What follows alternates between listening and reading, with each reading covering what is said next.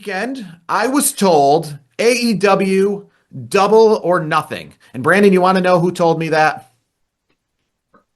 So The scalper and who sold me the tickets for AEW Double or Nothing this Saturday, because literally the ticket prices have indeed doubled from what they were even a week ago. Because crazy, I know it's hard to believe, and AEW, we talk bad about it a lot, or a lot of people in the world talk bad about it, but this show is a complete sellout. The biggest crowd is expected for AEW Double or Nothing in their history. Over 14,000 are going to be at the Louis Armstrong Stadium in Queens as part of the big tennis complex they have there with Arthur Ashe Stadium and stuff like that. And indeed, that wasn't just a pun, right? Tickets were like $50 a week ago. And then I literally read an article that says that it completely sold out. And I went over to StubHub and tickets were then $150 to get how in the much door. did you pay?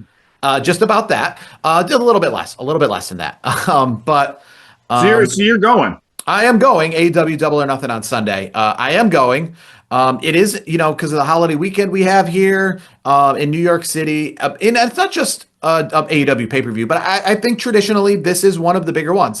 This and All In or All Out or whatever, which one you want to call that, the All In, are the two major events for AEW in their calendar year. Revolution kind of got a little bit big with the Sting thing like that.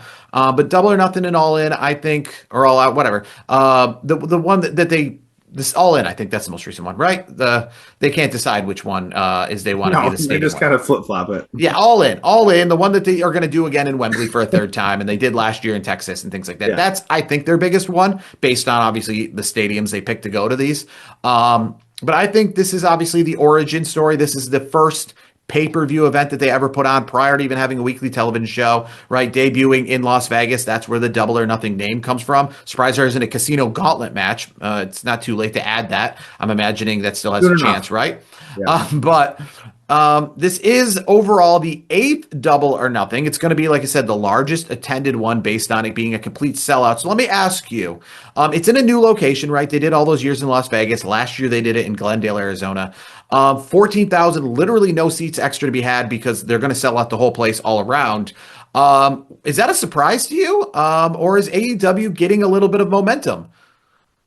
It's not really a surprise to me. I think it's because it's one of their bigger shows. 14,000 is pretty. I think it's pretty spot on. Like, comparing AEW to WWE, for big show purposes, the big shows for WWE go to stadiums. Yeah, this may be worded as a stadium, but you just mentioned it's 14,000. Yeah. So to me, as one of their bigger shows of the year, it doesn't really shock me because the matches themselves. They're going to be quality matches. AEW is going to put on a show, and that's one thing I think that we can agree upon. And this is why I think this is very unbiased in how we talk about this, right? The internet and the Twitter world, right? They like to talk about things in a certain way. And I can tell you, right, as somebody who paid more money than I've ever paid to go to an AEW show, and as somebody who's going to this show, I can look the camera right straight ahead, and I can talk to the people who are listening via podcast and saying, I am okay with this not being 6 hours. I am okay with not having this be the longest pay-per-view in the history of pay-per-views. Yeah, I paid a WrestleMania amount of money, or at least, in the past, what would cost me for WrestleMania. Prices are all different now. This is just a Monday Night Raw in TKO world. But I paid about $100, right, to go to this event.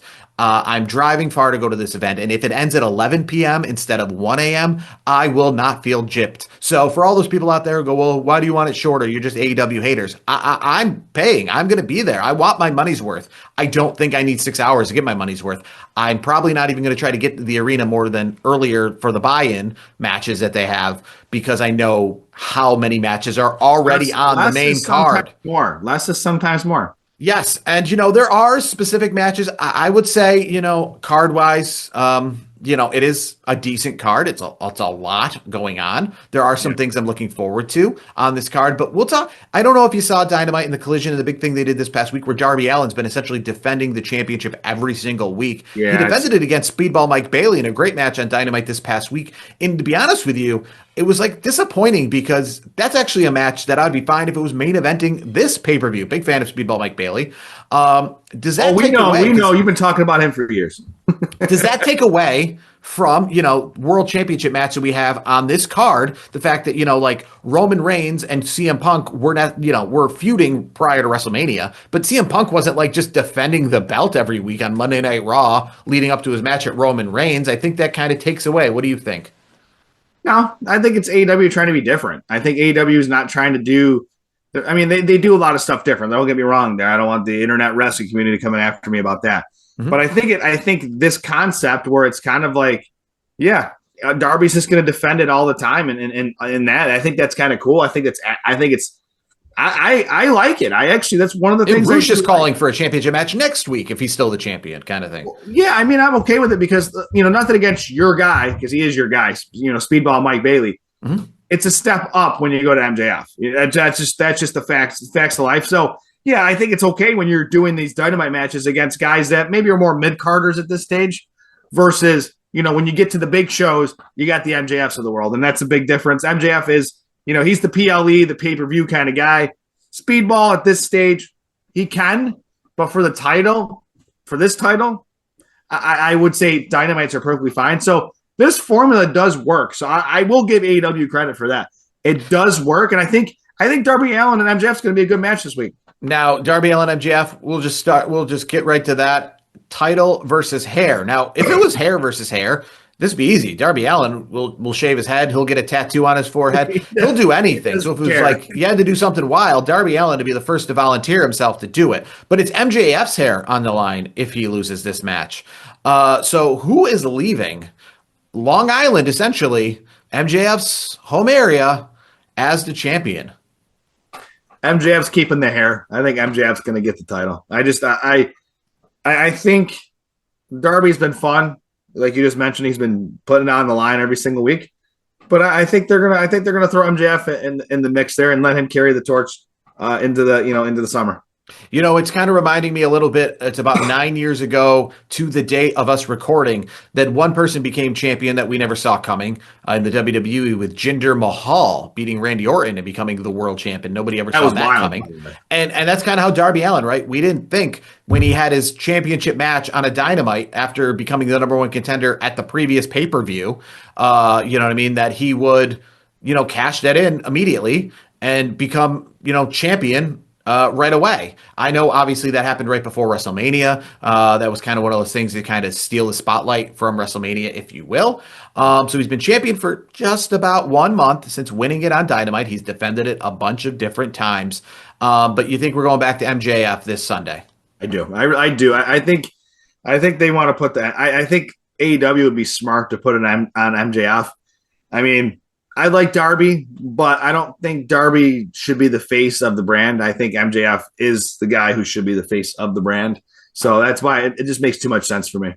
Out of respect for, not just our knowledge of AEW, because we're, I would say we're a WWE leaning show. We know that maybe a little bit more. We follow AEW with a little bit of a farther interest. So with respect to the fans of the world, while we enjoy AEW, and I'm going to obviously be there to watch all these events because I am a pro wrestling fan, all in all. So I go to WrestleMania, I'll go to AEW's WrestleMania. That's kind of how actual all wrestling fans should be instead of the nonsense that they have. But out of respect to them, I'm not going to go through every single match here on this card because there are lots and, the stories are variations. A lot of quarterfinal matches too. A lot of quarterfinal matches for the men's Owen Hart. So I'm looking at the brackets right here, and essentially it says that Double or Nothing is where the quarterfinals are. So I know we're getting Will Ospreay and Samoa Joe, and we're getting Swerve Strickland and Bandito.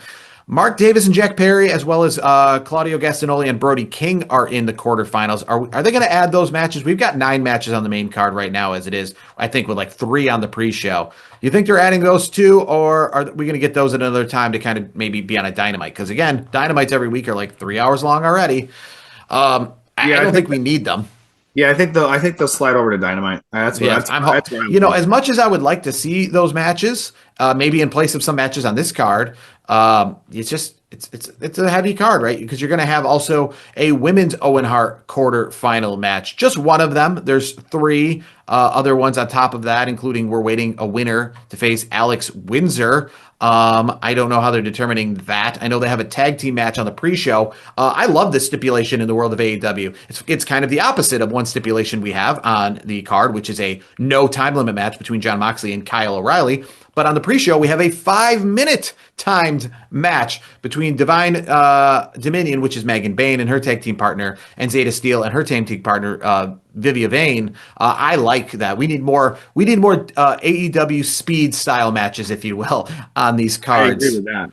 And that's because we know these other matches are going to be very, very long. So that's why, again, we don't need to. We know they're all going to be way longer than they have to be in some cases. Some, like Jon Moxley and Kyle O'Reilly, you don't need to put the no time limit match on there. Just let them have a good match. AEW Continental Championship should be a good match. Putting the no time limit thing on there is just kind of silly because some of these matches go way too long already as it is. But the match that I'm looking forward to, even though that they had to defend their titles on Wednesday night's Dynamite for reasons that I don't really understand, is FTR, the champions, taking on, better known as Edge and Christian, Cage and Cope, a tag team I Quit match for the titles. And if Cage and Cope lose, they must retire as a tag team only a few months after they return to being a tag team.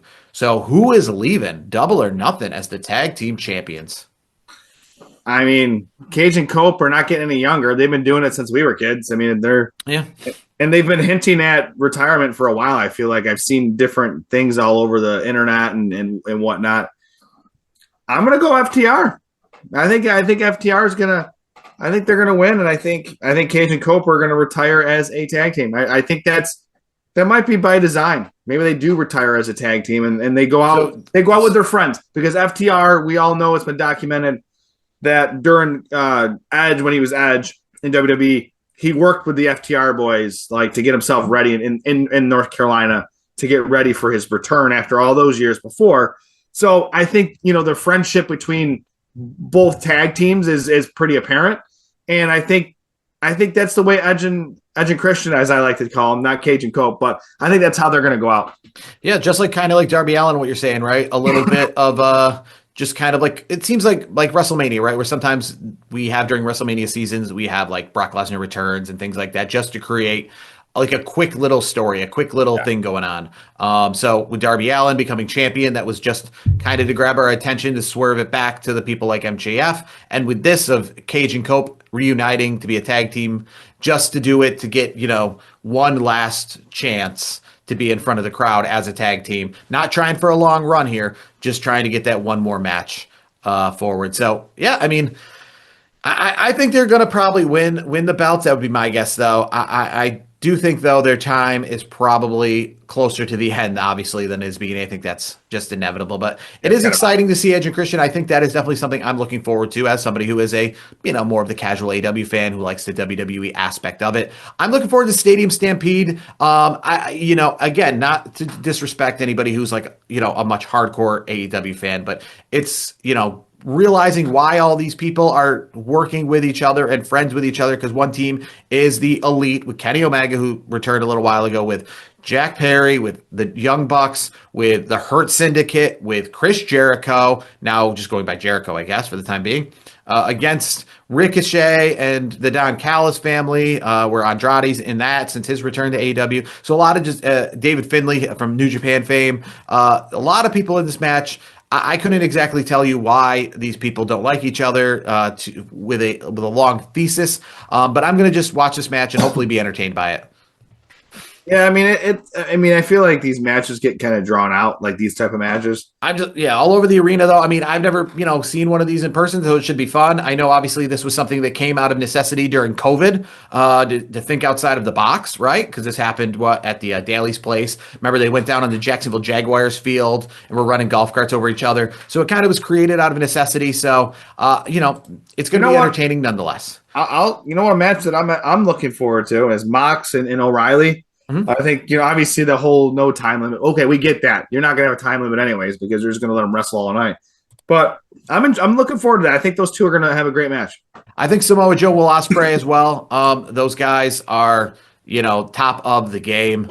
Samoa Joe, it's crazy to think talking about, we just had AJ Styles retirement. I don't know how much Samoa Joe's got left in him, but, he's not much younger, if you will. So we saw, remember, he became champion actually not too long ago here in AEW, but I think that's going to be a great match as well. I think the whole thing of like going for the Owen Hart Cup is like secondary. It's just kind of a reason to get these people, together, because unlike the King of the Ring, where you have like quarterfinals on the way to the King of the Ring that just kind of happened to get to the King of the Ring final, these matches are treated like they're for the world title. That's how AEW treats it. You wouldn't know an Owen Hart quarterfinal match between a main event of All In the way that these matches are kind of put out there. So if it's on a PLE or a pay-per-view, they're going to go all out. And I don't really care the advancement in the Owen Hart Cup just as much as seeing Will Ospreay versus Samoa Joe. So it should be a good card this weekend. I won't be hitting up the Squared Circle Cafe, which is in New York City, because I hit that up last week when I went to New York City. I'll also hopefully not be getting any parking tickets this time around as I did last week when I went to New York City.